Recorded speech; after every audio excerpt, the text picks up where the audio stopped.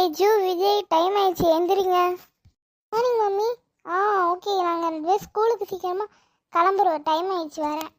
அதுக்கப்புறமா வேணால் கேட்டு பார்க்கலாம் சாமியார்கிட்ட இந்த வீட்டில் என்ன இருக்குன்ட்டு. இது சைக்காட்டிஸ்ட் அம்மா வேணாமா, நான் ஸ்கூலுக்கு போகிறோமா, எனக்கு என்ன ஆச்சுன்னு எனக்கே தெரில.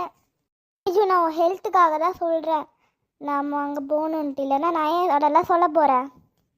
எனக்கு நீங்கள் 2 பேர் லீவ் போடுங்க. தேஜு டாக்டர் உன்னை எவ்வளோ நாள் ரெஸ்ட் எடுக்க சொல்கிறாங்க, நீ எவ்வளோ நாள் லீவ் போடு. விஜய் ஒரு 2-3 டேஸ் வீட்டில் கண்டிப்பாக இருப்பா. சரி, அதெல்லாம் இருக்கட்டும். நான் உங்கள் மேம் கிட்ட எப்படின்னா லீவ் ஏதாவது கேட்டு இது பண்ணிடுறேன், மெடிக்கல் லீவுன்ட்டு. சரி தேஜு கிட்ட ஒன்று சொல்லணும்னு நினச்சேன். இனிமேல் டேசிஜோட டாலை கொஞ்ச நாள் தொடாத, அந்த மேலே எனக்கு டவுட்டாகவே இருக்குது. சரி, டேடி வேறு இன்னைக்கு ஹாஃப் டே வேறு லீவ் போடுறேன்னு சொல்லிட்டாங்க. சரி வாங்க நம்ம சீக்கிரம் கிளம்பலாம், ஹாஸ்பிட்டல் வேறு போகணும். இந்த ஹாஸ்பிட்டல் தானே? சரி வாங்க இறங்கலாம். வாங்க வாங்க, நீங்கள் தான் தேஜஸ்வி ஃபேமிலியா? ஆமாம் டாக்டர், நாங்கள் தான். இவ்வளோ நீங்கள் நல்லா செக் பண்ணுங்க. Okay okay. கொஞ்ச நேரம் அந்த டேபிள் மேலே படுங்க. ஓகே, உங்கள் நேம் என்ன? தேஜஸ்வி. படிக்கிறீங்க? 4th standard, section A. Age என்ன ஆகுது? ஏஜ். ஓகே, உங்கள் கண்ணுக்கு யார் தெரிறா? பிரியா. அப்படிங்க யாருமே இல்லையே, ஃபர்ஸ்ட் இங்கே நர்ஸே இல்லையே. ஐயோ. பிரியா தான் என் கண்ணுக்கு தர்றா. பிங்க் கலரில் ட்ரெஸ் போட்டிருக்கா, அதுவும் பேபி பிங்க்.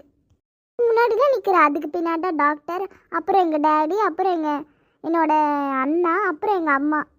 டிஃப்ரெண்ட்டில் யாரும் இல்லையே. அச்சோ, என்னாச்சு உனக்கு? பிரியாவா? அப்புறம் தான் நாங்கள் தெரியுமா எதனால உங்களுக்கு இந்த மாதிரி இருக்கு? டாக்டர், அன்னைக்கு இவன் வந்து அவங்க ஸ்கூலில் கிளாஸ் லீடர் ஆனா டாக்டர், அதுவும் கேர்ள் லீடரா.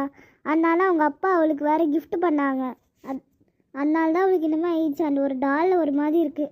இவனுக்கும் அதேமாதிரி ஒரு பேட்மேன் டாய் வாங்கி தந்தாங்க, ஆனால் அது ஒன்றும் இல்லை. இவளோட பொம்மையில தான் அந்த ப்ராப்ளம் இருக்குது. ரொம்ப கிரிட்டிக்கலான ஸ்டேஜில் இருக்காங்க. ஸோ அதனால 3 days ஹாஸ்பிட்டலில் தான் இருக்கணும். டாக்டர் சொல்கிறீங்க அட்மிட் பண்ணுமா தேஜுவை? ஆமாம் மேம், அட்மிட் தான் பண்ணணும். அட்மிட் பண்ணுறதுக்கு முன்னாடி ஃபஸ்ட்டு நாங்கள் இப்போ அவளை வந்து ஸ்கேன் எடுக்க போகிறோம். ஸ்கேன் எடுத்ததுக்கப்புறமா உங்களுக்கு கூப்பிடுறோம் நாங்கள். ஸ்கேன் எடுத்தாச்சு. உங்களோட பிரெயின் ஒரு மாதிரி அடிக்ட் ஆன மாதிரி இருக்குது.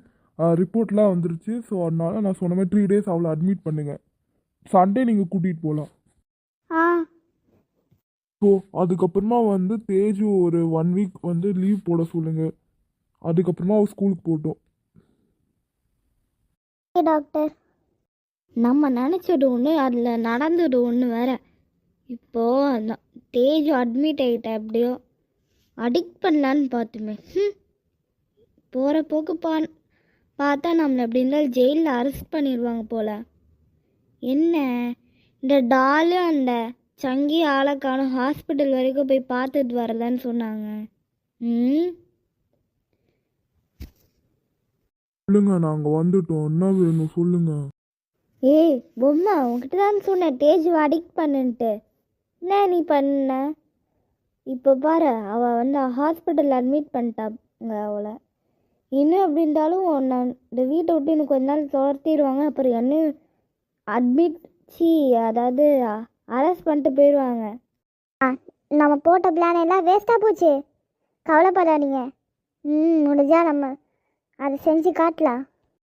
எப்படி இருந்தாலும் இந்த வேர்ல்டே எனக்கு தான்.